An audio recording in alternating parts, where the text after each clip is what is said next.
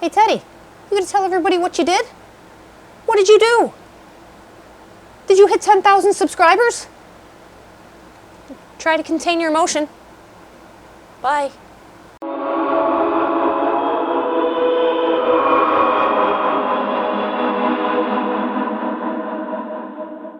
Hello friends, welcome back to the channel. If you are new here, my name is Sarah and I make videos about health and fitness and all of those things, endurance sports. So if that's your cup of tea, go ahead and, drink up and hit the buttons. That's not tea, by the way. But like, subscribe, bell thingy, all of the things. But today's video is not the video that I had intended to film this morning. So for those of you who are waiting for the second installment of the Bitching About Zwift series, that is forthcoming. Give me another day or two to get that posted for you. But today I was faced with a notification that calls for a bit of a celebration, and this channel, our little community that we have built here, has hit 10,000 subscribers. And that is no small milestone. For those of you who don't make videos on YouTube, 10,000 subscribers seems like a pretty small subscriber base or small channel, and in fact it is. But getting to this point is probably one of the hardest milestones to reach on YouTube. Going from 0 to 100 is really difficult. And 100 to 1,000, marginally less so. And the grind that gets you from 1,000 subscribers to 10,000 subscribers is kind of the key milestone for a lot of YouTubers. It's the point at which you start to reach that critical mass where the algorithm starts to reward you a little bit more, where if you get more subscribers and more views and more likes, you get more subscribers and more views and more likes and all of that stuff. But getting to that first 10,000, it takes a lot of patience, a lot of time, and a lot of work to get there. So it is a big deal, and I want to thank the people who have supported this channel to get to this point, because again, it's no small feat. I don't discount it. Having influence that could reach 10,000 unique individuals, that's something special. I really enjoy the community that we have built here, and I look forward to seeing what happens in the future as well. Now, I thought that this would be a good video or good opportunity to talk about why I do YouTube videos and what the future might look like for this channel. So starting with the why, I thought that this was kind of a unique situation for me, but it turns out that it's really not so much. And a lot of us tend to be pretty hardcore introverts. I know that seems counterintuitive when you see somebody making videos out in the public on YouTube. Well, that person's not an introvert. They can't possibly be. But I am definitely an introvert. I've grown up that way, being, just preferring smaller, close-knit environments. Certainly not antisocial, but I didn't like big parties. I didn't like big get-togethers. It took a lot out of me to be hypersocial, and I had to go home and recharge. Over the years in a professional environment, I've had to learn to be extroverted. In the field that I am in, and having worked in leadership and management and project management and problem solving and development, you are really faced with a liability when you're an introvert. You really cannot be as successful as you could be as an introvert. Being introverted in something like programming or in, working in a lab, it's certainly fine, but it does hold you back in other environments. And I learned that early on, and I had to learn to be extroverted. Even though you can't necessarily change your inclinations, you can change your behaviors. And I had to learn that affect, if you will. It might sound manipulative, but it's kind of like a fake it until you become it. And over the years, as I became more practiced, it became a lot more comfortable and a lot more natural to be, charismatic and social in these environments, and be comfortable talking in front of people and sharing my thoughts and ideas and being assertive with those things. But it didn't come all together naturally to me, and it still takes a lot out of me. After a day at work, I like to come home, I have to recharge. And I think that's a lot of the reason why I really enjoy endurance sport, because the training allows for that recharge. Yes, you're draining the body physically, but it allows you to mentally recharge. You're very focused on what you're doing. It allows you to kind of clear those thoughts out of your head. It's usually a pretty solitary activity. Even if you're riding a group, you don't necessarily have to chat a ton. You can really focus on yourself and what you're doing, and it helps me to recharge and then kind of come back to fight another day, so to speak. So over the last decade or so, I've been able to develop a more extroverted version of myself, if you will. And then a few years back, I was really getting this itch to make YouTube videos. And I can't tell you that there was a specific catalyst, but I knew that it was the next hurdle that I wanted to approach here. I was comfortable in environments that I was competent in. My working environment, where I know that I have the competence and skills to thrive in that environment. You get to know those people, they become known quantities to you. And there was still that piece of, feeling the fear of rejection or the fear of judgment.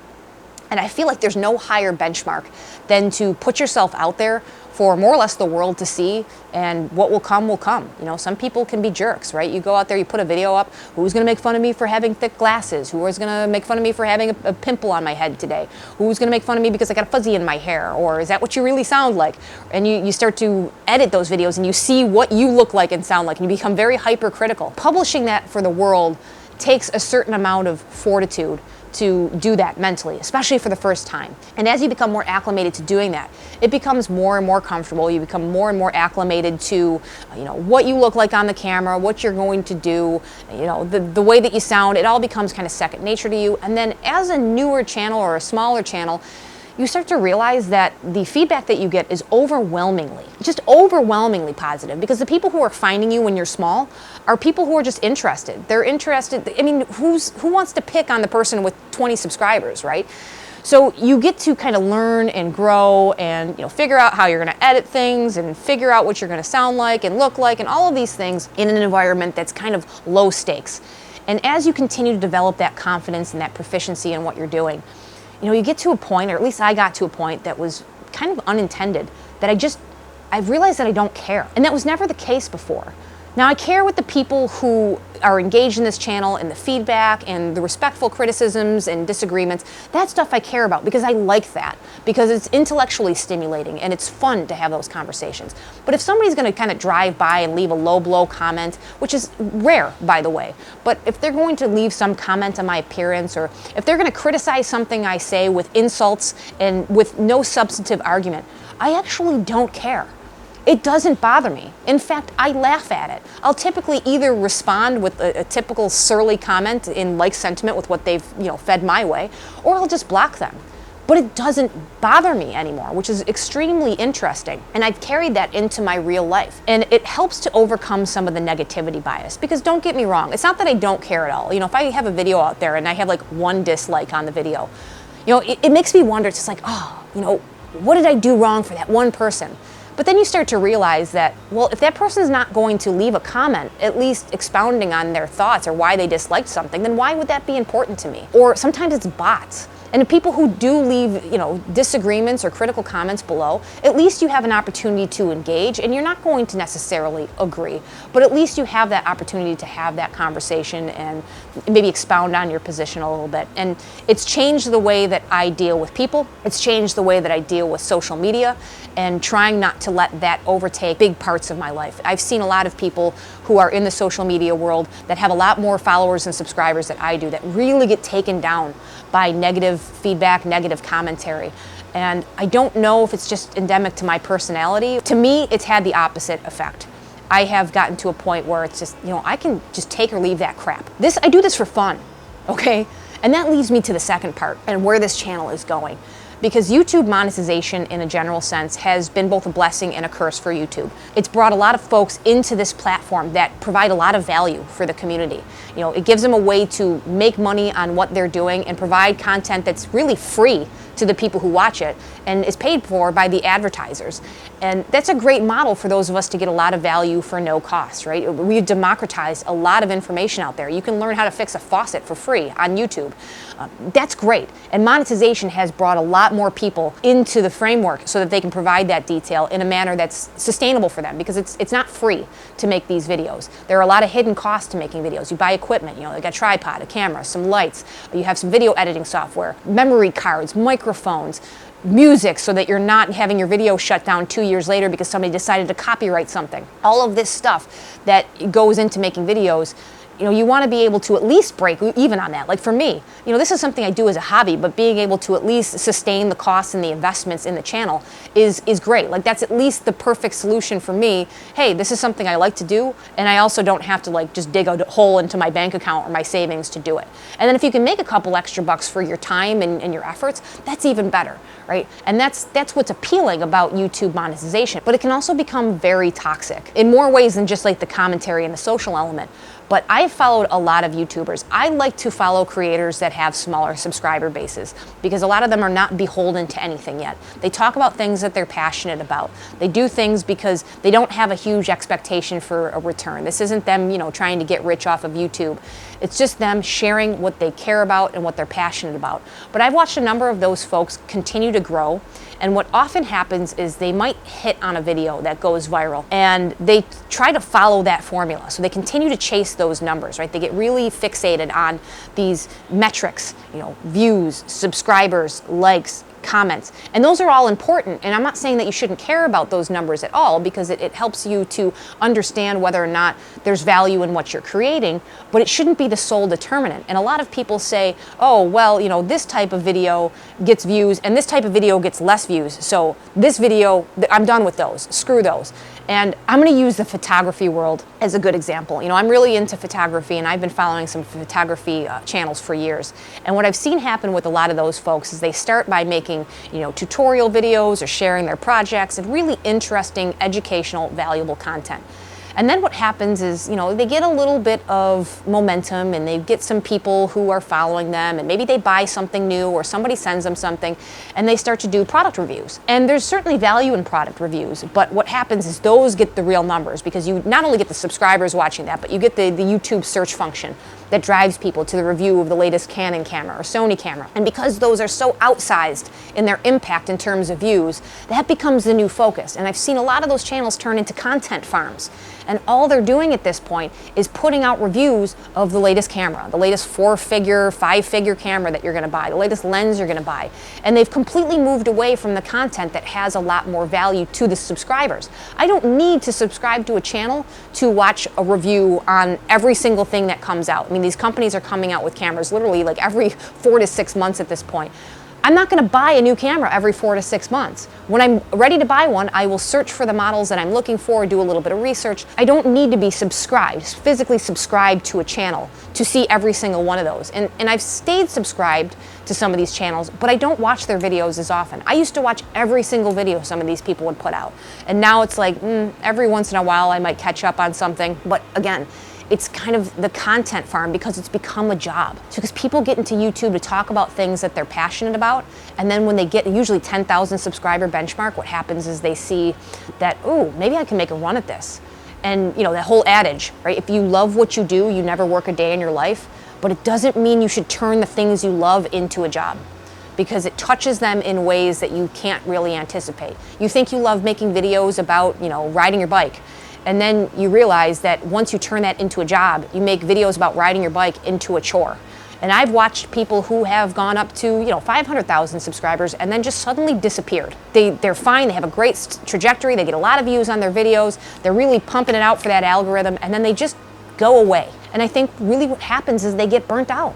It takes away, monetizing and turning this into a job takes away from the passion that they originally had for the subject matter. And I can say with probably 95% certainty or more that I will never, ever have YouTube be my primary source of income. I have a full-time professional career that I like, that I'm good at, that pays me well. I get my benefits, I get my bonuses, I get my raises, I get all of that stuff. For all intents and purposes, that is stable, all things being equal, and there's no unforeseen, major circumstances or cataclysmic event. I don't want to trade that off to come to YouTube and try to do this full time and try to turn something I like to do as a hobby and as a passion into a chore.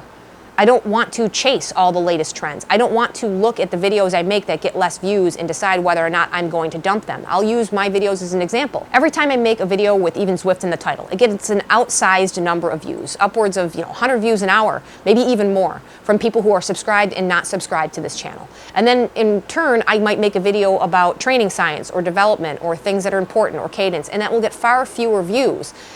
The thing is, I have to realize the value attached to that content. Yes, there might be less views on a particular video, but the value to each person who sits and watches that video is probably higher than it is for those that are surrounding Zwift. Zwift is fun. I like making the videos. I like talking about the platform. I'm passionate about it. But if I were going to make a run at YouTube full time and I were to look at my own metrics, I might be subject to pigeonhole myself into only making Zwift content.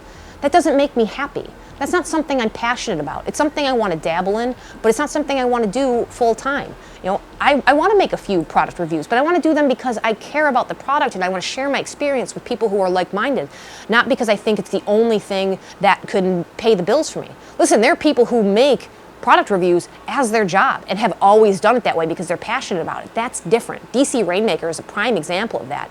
The man adds so much value to the community through his product reviews, but that's what he wanted to do. That's what he always wanted to do. He didn't get forced into that because nobody would watch anything else that he did or it made less views for him. That was something that he wanted to get into, and that is his niche, and that's perfectly fine. But being pushed out of your passion and into a niche because of numbers, because everybody wants to make a run at YouTube and make it a full-time job, and they don't want to go out and work a real job or work in an office, and this seems far more fun. I really don't believe that behind the scenes that the lifestyle surrounding the YouTube creator, the influencer, I friggin' hate that word, but whatever you're gonna call it, I don't think it's as appealing as it looks from the outside. Some people really love what they do. That's great. I'm not trying to knock going full-time on YouTube by any stretch of the imagination. The point in saying all this is what you're going to expect from me in the future is what you see from me now. I've always been very upfront, honest. I have not let any kind of numbers drive my decisions or what I'm going to say. I'm not trying to sell my stuff. You don't see me with Skillshare or Squarespace sponsorships at the beginning of all my videos. There's nothing wrong with taking a sponsorship, but what the hell does Skillshare or Squarespace have to do with content in the fitness world? It doesn't add any value to you. It's different if it's, Wahoo or Garmin or a bike company, because now you're partnering with something that has to do with the subject matter about which your channel is based. But I see people try to, chase these numbers and chase these sponsorships and chase the dollars to keep this viable and to keep it afloat, because YouTube isn't stable. The dollars that you make on YouTube isn't stable. The bottom might fall out, and it just forces a lot of people to make decisions that ideally they shouldn't have to make. That's not something I want to see for this channel. What you're going to get from me is what you've always gotten from me, and that's just very pragmatic, honest content, stuff that's not super scripted. I'm not overly concerned with cultivating every single nuance. I gotta have the perfect thumbnail. I've gotta have the perfect title. I'm gonna change my title 14 times in the first hour because I gotta get a certain number of views. I'm just not interested in that. I'm not. And maybe that makes me stupid. I don't know. Maybe that makes me short-sighted regarding being in this YouTube world. And it's not me knocking anybody else who does do those things. The point is, for those of you who watch this video or any of these videos, this is what you get. I am who I am. I make no apologies for who I am. When I make my videos, they're usually based on either knowledge or opinions that I have formed over time that I'm pretty confident in. It's not that I can't change my mind with new information, but I don't just change my opinions with, every whim that I may have or every change in the direction of the wind here. This is who I am. This is what I share. That's not going to change in the future. Doesn't matter if I go from 10,000 subscribers to 1 million subscribers. You're always going to get me doing what I'm passionate about because I want to. I'm going to make videos because I want to, not because I'm going to hang my paycheck on it. I think YouTube has conditioned people inadvertently into really expecting this kind of content farm material. This quick hitter, jump cuts everywhere and going through and talking about everything for a minute or 2 minutes, top 5, top 10, all of this stuff. And there's some value in that. I get some criticisms from folks who are not usually subscribe to this channel saying, oh, you could have said this in 4 minutes, or this is too long. Yeah, I absolutely could have said it in 4 minutes, and there's probably 15 other people who have said it in 4 minutes. That's not what I do. I make longer form content because I want to add more context, more information, more nuance, and more dialogue to the conversations so people can have a greater breadth of understanding about the subjects. I'm not interested in that, quick hitter, top 10 type of scenario. Again, that's very diluted, and that's what everybody's doing because they want to get the clicks and they want to get the views. And if you have 8 minutes to watch a video, those are perfect. But if you want to actually sit down and be more conversational and have a greater understanding of something, then content like mine and a lot of other people on this platform is more your cup of tea. You're never going to please everybody. I am not trying to please everybody. I am trying to please a certain segment of the population who is into this type of content, which means I get to do what I love and be genuine about it, and I get a genuine response from people out there. So that's a long-winded way of saying that, I, in terms of making my videos, am never going to change whether this is a 10,000, 100,000, or 1 million subscriber benchmark. You're always going to get the same version of me. Perhaps things might be a little bit more robust. I want to explore and do more types of content. Last year and a half has been a little limited. I want to do more, going somewhere and sharing those experiences, maybe a little bit more vlog style content or sharing more events. As those things come back into the fold post-COVID, I want to do more of that. But essentially, what you get from me as a person and the things that I share is not going to fundamentally change, regardless of what the numbers indicate. That's it for that. But I do want to end this video after you guys have been, bored to death by my typical detailed and descriptive diatribe here with the giveaway. And it's a way of celebrating the milestone, a small measure of giving back to a community that has been so generous with their time and support here. And this is just a small care package that I've put together. This is not sponsored. I purchased this with my own money, but I wanted to think of something I could put together that would appeal to the vast majority of people who are subscribed to this channel and watch these videos. So I put together a small package of things, accoutrements, if you will, that would help people in their training environments. So they're indoor trainers or treadmills, whatever they're going to use. I think most, if not all of these items are going to be something that people can get some good utility out of, and I wanted to share that with those of you out there. So before I show you the little package here, the way to enter the giveaway is very simple. 1, just be subscribed. Many of you probably already are. And 2, leave a comment down below. It can be anything. Tell me where you're from. But what I'm going to do is, after maybe about 2 weeks of having this video posted, give people time to get to it in their feeds and watch it and enter if they feel so inclined to do so. And then I'm going to use one of the random comment generators, and I will screen capture that, and I'll film that process. I will select the winner of the giveaway. I will post a video announcing the winner, and then I will have that person reach out to me via email, and they'll share their particulars, so their address, so I can send this out, and their email address, and I will send this out pretty much right away after I get the winner established and we reach contact. And it's going to be that simple. It's nothing special. You don't have to go to any special website. The only reason I'm going to ask for an email is because you'll see one of the things in the package requires an email delivery. So nothing weird. You don't end up a part of some kind of email list or marketing list. None of that crap. It's just me trying to give back, no strings attached. So without any further ado, what do we have in the package here? First and foremost, socks. Zwift socks. Variations on a theme, right? Zwift. We love Zwift. Unfortunately, I could only get my hands on medium socks. It's been like that for a while. I even went back on today and tried to see if I can order some to see if they'd come in time for people to get engaged in the giveaway. The socks aren't even on the website anymore. So now that these are rare, these are coveted now. You can't even get Zwift socks anymore. I think that they've had some supply issues. I could only get medium. I also ordered a pair for myself back then to see how they fit on somebody who has a smaller foot. I usually wear a size small in socks, and they fit fine. Like, the compression's good. I would say that they're a little bit long. I wouldn't say extra long, but maybe long to my preference. So typical kind of cyclist length, maybe towards the longer edge. But in terms of being like loose or not enough compression, they're perfectly fine on a smaller foot. I think that they would fit, most people who might have a larger foot, like a man's foot, maybe not a size 12 to 14, but I think most people will probably fit in these socks just fine. That's a lot of information about some socks, but I did try to get, one of each size sock to send it out in the right size. Unfortunately, this is all I could get my hands on, but hopefully you'll get some use out of some socks. The next is going to be a couple of headbands. So this is just a 2-pack of headbands. I don't want to open them up. All these are in plastic, so I'm not touching things. But we've got a black and orange headband. These are really helpful for those people who tend to sweat a little bit from the head. Usually when you put a hat on, it increases of that sweat because you have less airflow up there. So this is a way of kind of keeping hair and sweat out of the face and the eyes. They become really effective in warmer environments indoors or outdoors if you so choose. But this is a couple of cool headbands, so I thought that they'd be useful. So for some folks out there, the next thing we have here, of course, you can't do without water bottles or bidons, if you will, depending on where you live. But, you can never have too many of these laying around. Great for the indoor trainer. I guess if you're in a race, they're great for a feed because you can't miss the bright orange bottle. They don't match my bike in any way, shape, or form, but still kind of cool. Show out your Zwift pride with a couple of water bottles. Pretty decent quality valve on there. They're not like the lowest common denominator of water bottles. Pretty decent quality there. You got the nice fit and finish of Zwift branding and all that fun stuff. The next item we have here is the Zwift towel set. I actually bought one of these a couple months back, and I really did end up liking them. I don't sweat a ton. I don't have to keep something covering my headset and my handlebars.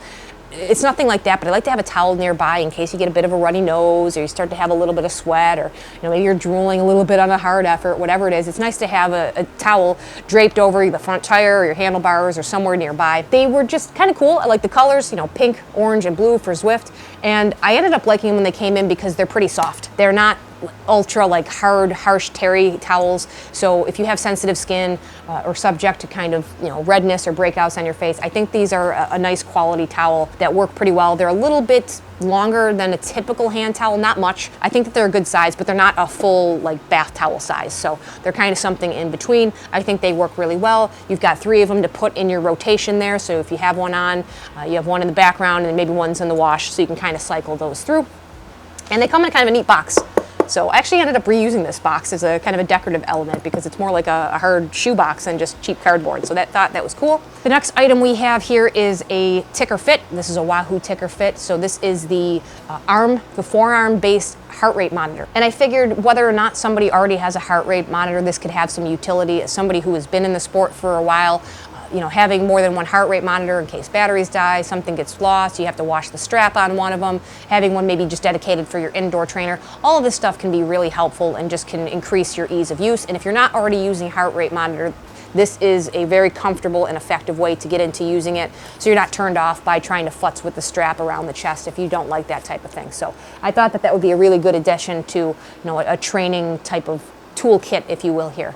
And the last thing, which I obviously don't have in my hands, and the reason that I need an email address, is I'm going to be sending a digital gift card for $50 for competitive cyclists. So I figured that would be a good international website that people can have access to order stuff for either their bike or whatever it is you want to order from them. They're usually pretty good on prices. Again, not sponsored by them, just something that I thought would be appealing to most folks out there. And that will be sent via email instead of a hard card, so you'll probably get that right away, and then the rest of the stuff will be shipped out. But that's my little care package for everybody. I know it's nothing major. Maybe down the line I'll have a sponsor that could give us something bigger to give away. But this is what I can manage to kind of put together and ship and be practical with. So hopefully you guys will see some use and utility out of something like that. Enter the giveaway down below. Again, just leave me a comment and I will choose that here in probably a couple of weeks. I appreciate each and every one of you once again. Thank you so much for helping me and this community to reach this milestone. If you haven't already, hit that like button and subscribe button. Do it. Be part of the Cool Kids Club. And as always, I will catch you guys in the next one. See ya.